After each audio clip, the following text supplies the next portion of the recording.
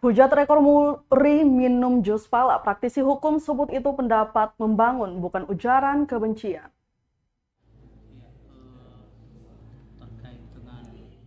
Praktisi hukum Alfred Tutupari menilai postingan salah satu warga Maluku Tengah, Thomas Madilis, menyoal rekor muri minum jus pala terbanyak bukanlah ujaran kebencian.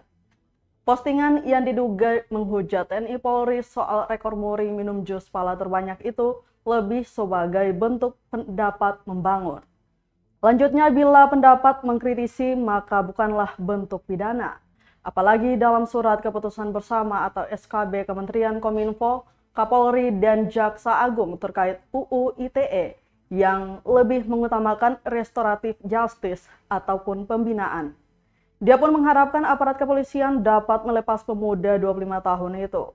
Sebelumnya, pemuda Amahai bernama lengkap Thomas Madilis alias MAS berusia 25 tahun itu dianggap telah menyebarkan ujaran kebencian tentang rekor muri minum jus pala yang digelar Polda Maluku Sabtu 25 Juni 2022 lalu di akun media sosial pribadinya.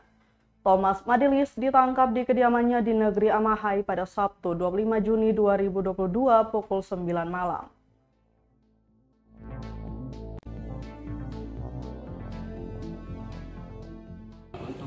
Terhadap penahanan atau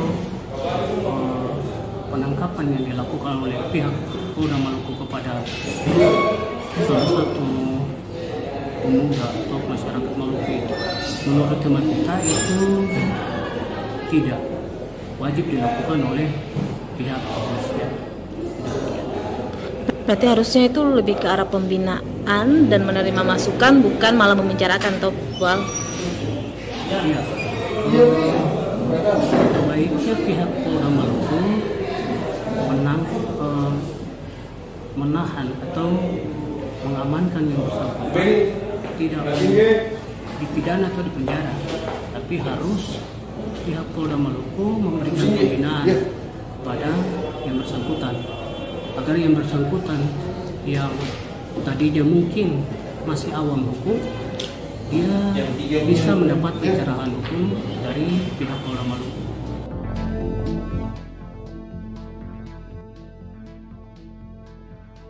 Terima kasih sudah nonton. Jangan lupa like, subscribe, dan share ya.